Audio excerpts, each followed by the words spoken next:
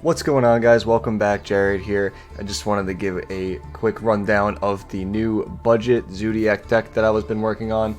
I've made this deck so budget. This deck can be so expensive with a lot of the stables you can run. I decided to cut a lot of stables out, put new ones back in, things I think will work very well with how the current meta game is developing in Yu-Gi-Oh! Master Duel.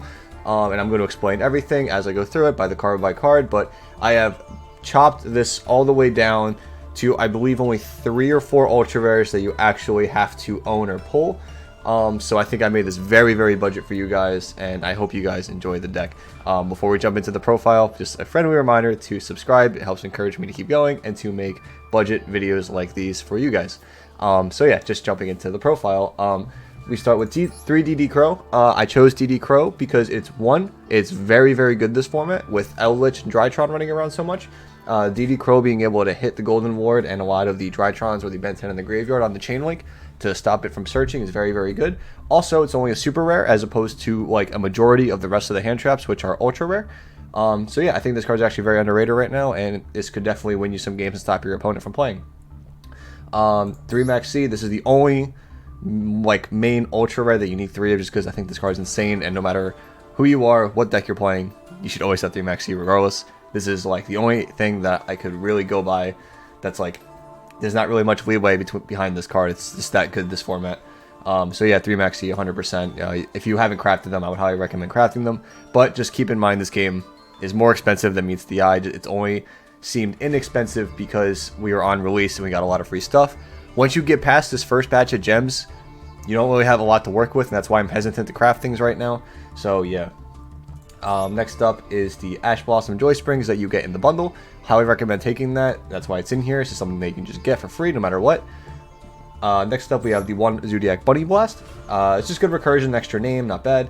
3 Zoodiac Whiptail, very good. Good hand card if they try attacking over any of your Zoodiac Xyz monsters. Plus, the banish effect is very nice against certain things like Golden Ward or any Drytron or any of the fairies that are left in defense.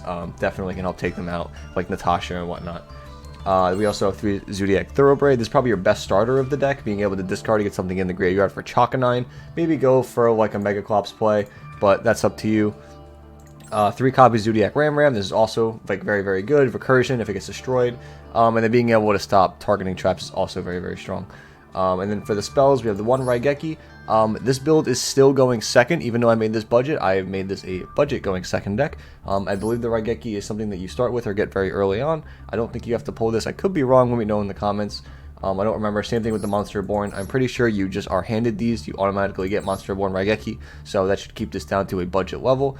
And then if it's not, there are replacements for these in the worst case scenario. I also have 2 copies of Pot of Avarice. This is just recursion because you can get 5 names in the graveyard. It's so fast. So yeah, just double Pot of Avarice. You can make this live, no problem with like 1 Zoo monster. If you have like Thoroughblade or something to discard, it's very, very easy. We have 2 copies of Shuffle Reborn. Like I said, if the Monster Reborn wasn't free for the players, you can put a 3rd Shuffle Reborn in.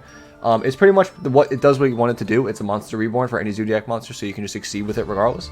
And then plus it has a bonus effect where you can shuffle a card you control into the deck like Tenki, and then you can draw a card, but during the end phase you banish a card in your hand. But it doesn't really matter if you're trying to break a board or you're trying to make a play. You just need the extra card for the turn, and then whenever you don't use it at the end of the turn, or if you don't have a hand at all, you don't banish anything. So yeah, I thought that was very cool. This is a very old card from Zoodiac format when it came out in like 2017. It's a card I never really forgot about because I thought it was really good in certain things and could still come up in future metas. And I think right now, when we're looking for budget cards to play for an expensive game like this, I think this card can come up, definitely. And then we also have 3 Pot of Desires. Everything's a 3 of. You're not really worried about banishing anything, to be honest. There's nothing in here that you hit, you're like, oh, damn, that kind of sucks. The only thing maybe is Zoodiac combo, but even that's like, whatever. Not that big of a deal. It's not a game breaker. The 1 Lightning Storm, again, you get it in the bundle. Why not? You don't have to worry about spending the ultra rare gems on it. This is just the one you get that you should have gotten the bundle for regardless.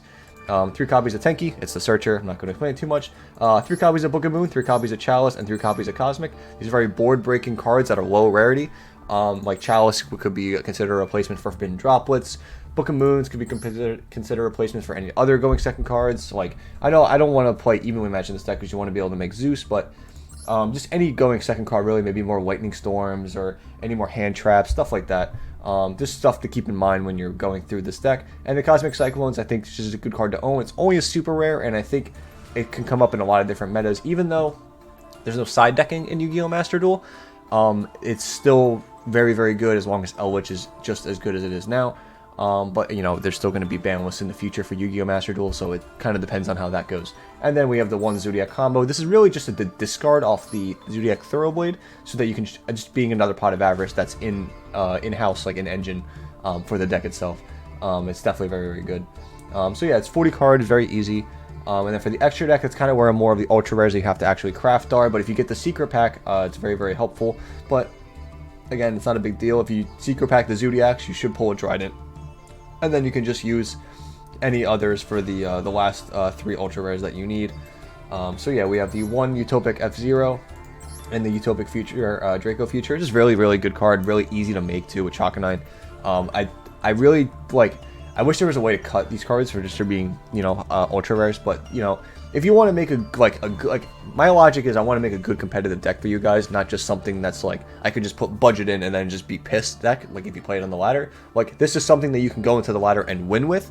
It's not just garbage. And I really I try to find the best replacements for certain cards, but some cards are irreplaceable, and I think that F-Zero and Utopic Future Draco Future are cards that are irreplaceable in my eyes, at least. There's no boss monster like it. So yeah, and then for the actual zoo package, we have 2 copies of Tiger Mortar, 1 copy of Trident, 2 copies of Borbo, 2 copies of Hammer Kong, and 2 copies of Chakanine. Very, very good. With the fact that we have Trident in the in Master Duel is really, really good.